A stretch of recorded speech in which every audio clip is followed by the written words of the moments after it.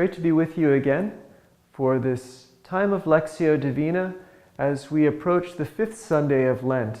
My name is Father Boniface. I'm the spiritual director at St. Vincent Seminary, and I'm grateful to the Institute of Ministry Formation at St. Vincent Seminary, which is making this video broadcast possible for us. We take this time for a little Lectio Divina, that Benedictine practice of prayer that begins with reading, moves into meditation, flowers in prayer, and rests in contemplation. Our reading comes from Cycle C of the Lectionary for the 5th Sunday of Lent, including a passage from the prophet Isaiah, another from St. Paul's letter to the Philippians, and concluding with the gospel, the well-known gospel of the woman caught in adultery from John chapter 8, verses 1 to 11. We also have a homily reflecting on each of those readings and tying them together in a single theme by Father Killian Loch, our campus minister at St. Vincent College. In our first reading from the prophet Isaiah, we hear these beautiful words, "See, I am doing something new. Behold, I am doing something new." God is doing something new in our lives. And with those words, he stirs some hope in us. Sometimes we can feel like we're stuck in a rut. We can feel like nothing is happening. We might feel like that with our spiritual lives or with our family lives, in our work or in our own personal lives, stuck. But God promises us, and his words through Isaiah are just as true today. He's doing something new in your life. We might also have the experience, that terrible experience of the woman caught in adultery. How terribly shameful. She was caught in the very act of adultery and then dragged out. We don't even know if she had clothes on, thrown at the feet of Jesus, and with men standing around her who wanted to stone her to death. Even in that terrible circumstance, God did something new for her.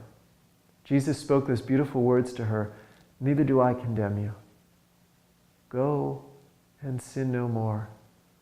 And his word to her was not so much an admonition, "You terrible sinner, sin no more," but rather we can hear them in a positive tone. He's giving her courage to believe that even though perhaps this adultery was an ongoing thing for her, maybe she was a prostitute and was caught in this life, we certainly know from our own sins how habitual they can become, and we can start to feel stuck in sin. Jesus gives her a new beginning. He tells her that it's possible for her to sin no more. God doesn't give us commands we can't fulfill. And if he can tell us to sin no more, it's possible. We can take that to heart. God is doing something new for us. We can get out of this rut, whatever it is in our lives, even the habitual rut of sin. That leads us now into a time of prayer, the third stage of Lectio Divina. Father, as I come before you in the presence of Jesus, your Son, I believe you're doing something new in my life. I believe in the grace that you are giving me. I believe that it's possible to sin no more. And I make a decision today to do that. I make that decision before you, before heaven, to go and sin no more, to accept and embrace this new thing that you're doing in my life. Thank you for giving me hope. Thank you for your grace. Thank you for breaking through all of my barriers and lifting me out of the rut that my life is in. And we can take this into a silent time of contemplation, just resting in the Lord's presence as he has become present to us in prayer. And those words Jesus spoke to the adulterous woman, "Go and sin no more," can help us to come back to that place. Go and sin no more. Go and sin no more. Yes, Jesus.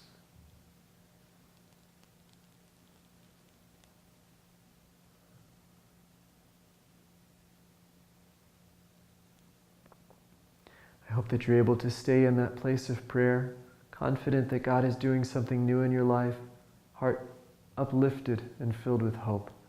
It's been a pleasure to share this time of prayer with you. Thanks to the Institute of Ministry Formation. Please check out what we're doing by going to imf.stvincentseminary.edu or feel free to email us, imf@stvincent.edu. Let's continue this Lenten journey together, praying for each other.